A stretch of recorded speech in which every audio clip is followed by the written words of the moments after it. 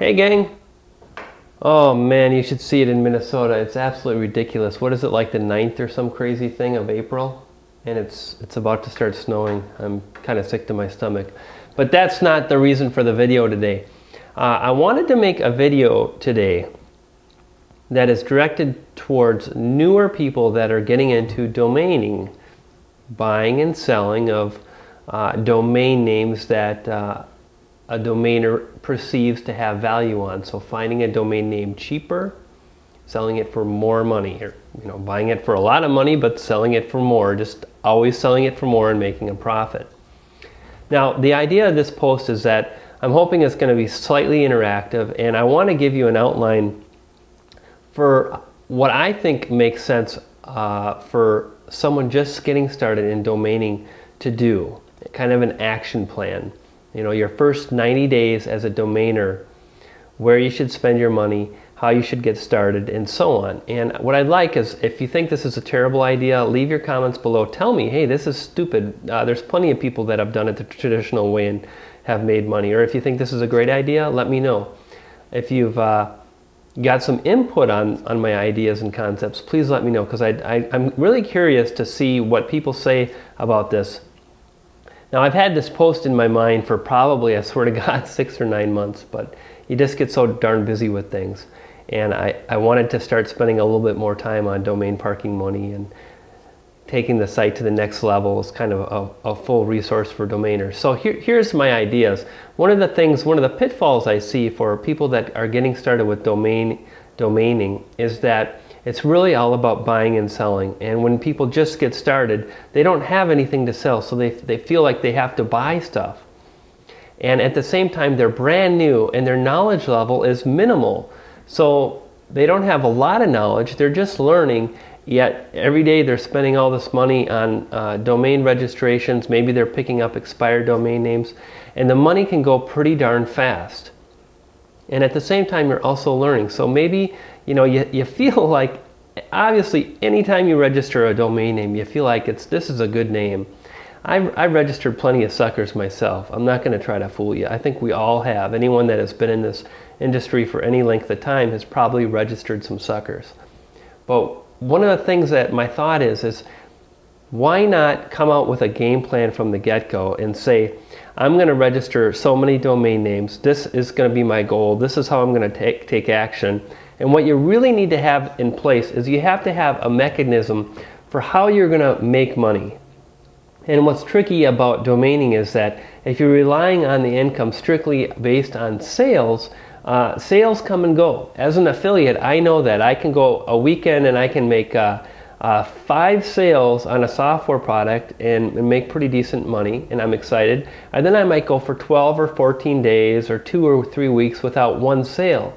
Now, if I'm just starting out and there's no sales and I have domains I'm trying to sell, you don't have any sales for 6 months, it can be pretty lean times. And this is where the problem is. So people aren't making sales, but they continue to buy domains, and all of a sudden they have 1,000 domain names, and the money they're making with parking just isn't nearly going to cover registrations as the yearly registration period comes up. Instead, my idea is based on domain development, and it's to go into a sector where there is traffic and register a keyword-rich domain. So a lot of domainers, they look for really short, memorable names. That's great. There's several different types of domains that a domainer can register. You can get something that's more brandable. That's the short, catchy name. Amazon.com, that's a branded name. Google.com, that's a branded name. But if you're just getting started, someone, let's say like Brian Johnson, and I want to create a website and I want to tap in and try to do some branding, I'm going to have a hard time branding. I'm only one guy. It's not like I spend thousands of dollars on advertising. I'm going to have to spend a hell of a long time to be able to brand a domain name. The other type of domain that people often refer to, and this is the type of domains I like to register, are keyword-rich domain names. So domains that contain the exact keyword phrase that people search for, or they contain a keyword phrase and another letter or another word or something like that. Like domain parking money is a great example. Now, I registered this domain less than a year ago, and the goal was to create a resource for people based on domain parking.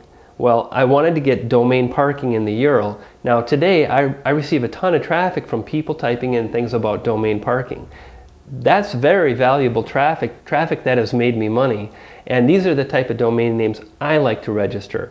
Let me give you another example. I'm really big on video. So I registered a domain, viral video marketing. It's a term people search for, viral video marketing. I have viralvideomarketing.us. And the goal is with that site over time, as I add more content and spend more time and focus on it further, you know, how can I go ahead and capture some of that free search traffic?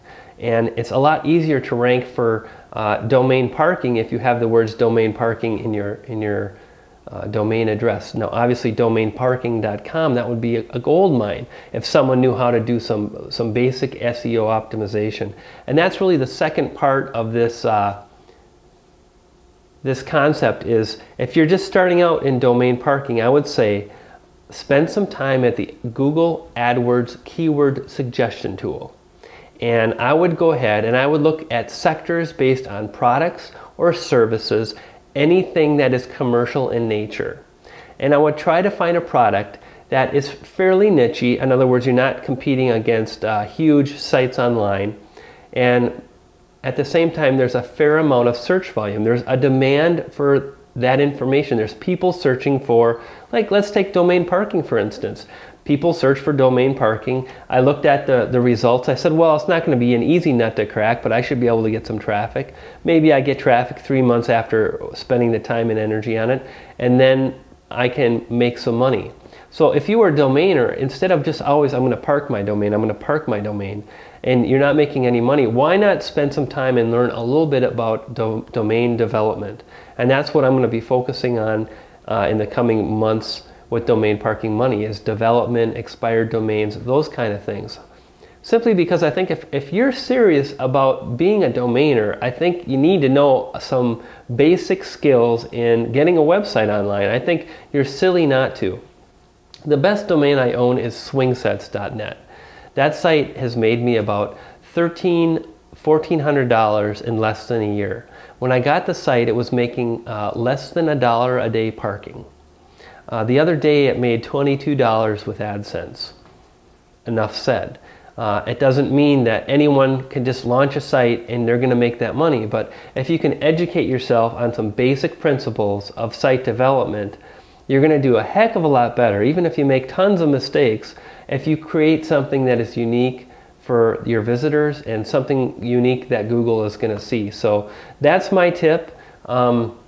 If you're a brand new domainer, say you're going to start off and you want to register 50 domains, 10 of those are going to be about subjects that are commercial in nature, have a fair amount of advertisers. You're going to be able to learn about the advertiser demand by using the AdWords tool, and then you're going to create 10 websites. You're going to work on one a month or so for a year, and you're going to gain insight and experience as a webmaster, and that is going to help you as a domainer.